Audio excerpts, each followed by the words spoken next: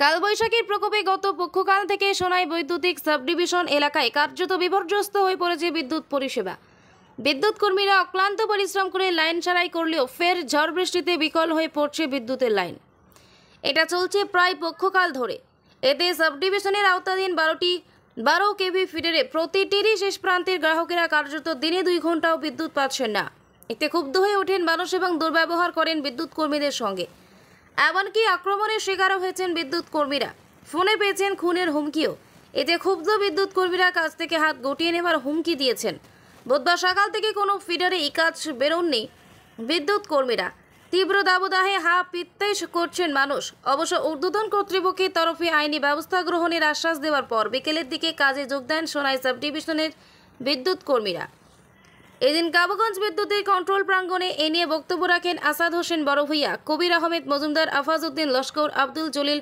অন্যান্যদের মধ্যে উপস্থিত ছিলেন সুজিত দাস, গোবিন্দ মালাকার, শ্রীধাম পাল, মঈনুদ্দিন লস্কর সহ অনেকে। Bureau report, Barak news digital.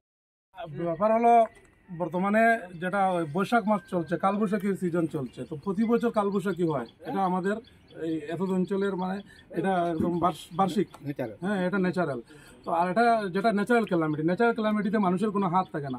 আজকে গত কয়েকদিন আগে পৃথিবীর সবচেয়ে ধনীদের শহর দুবাই ঝড় তুফানের কারণে 2-3 দিন বিদ্যুৎহীন ছিল অনেক জায়গায়। দুবাইয়ের বেশিরভাগ অংশ বিদ্যুৎহীন ছিল। দুবাইয়ের মানুষও বাঁচতে পেরেছে, ওরা বুঝতে পেরেছে। কিন্তু এখানকার মানুষের বুঝতে হবে যে এটা ন্যাচারাল ক্যালামিটি, এখানে মানুষের কোনো হাত নেই। এবং আমরাও মানে টায়ার্ড, আমরা প্রতিদিন একই কাজ করছি। আমরা প্রতিদিন লাইন ঠিক করা হচ্ছে, প্রতিদিন তুফানের কারণে ড্যামেজ হচ্ছে। এটা যে আমরা যে বাড়িতে বসে আর এই মানুষ যে ভুগছে, মানে ঘটনাটা সেরকম না।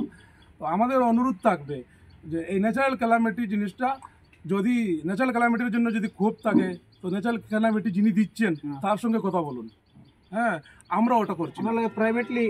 আমরা সকাল 8টায় বার হইলাম, বিকাল আইতাম 8টা 10টার ভিতরে 11টা 12টা বাজে কাজ করে আইতে। তবে ফোন অফ হয়, আমরা তো ফোন অফ হইব সবাই, কারণ আমার কমসে কম 300 আপ আমার ট্রান্সফরমার উপরে, 300-র উপরে। 300টা আমি কোনটা ট্রান্সফরমার দেখতাম, কোনটার ফিউজ গেছে, কোনো এর বাদে মেইন লাইন। তবে এটা গালি করা যায়, আমার তো কালকে না পরশু হরিণার থেকে কয়েকজন বাচ্চায় আমার গালিছে, কইছে মা বাপ তুলিয়া গালিছে। আমি ধৈর্য ধরি, তারা গালি ভাই সাহেব কই হে, কিন্তু আমার হালা হয়, আমি মানি গালিছে। ওটা গালার পরেও আমি লাইন তুলিয়া রাত্রে আমি 11:30টার সময় টার্নিং থেকে আমি আইছি লাইন তুলিয়া আইয়া তো ঘরে আমার ওই চার্জ করতাম, আমার মেইন গেল গা তুফান লই আইলো শেষ। ওটা গালাগালি জারিও আমরা কাম করি, কিন্তু আমরা ডিউটি হলো 8 ঘন্টা করতে করতে আমরা 16 ঘন্টা পর্যন্ত করি। তবুও মানুষের মন বলাইতে পারি না। ওইটার ব্যবহার আমরা কিন্তু সীমা নাই। আমরা সব 8 ঘন্টা করে 8 ঘন্টা করে আইছি, এর বাইরে লাইন আমরা করার কিছু নাই। কনজিউমারে যেটা ব্যবহার করে এটা ধরা বুঝায় আমরা লই লিছি নাকি তাই। মানে আপনারা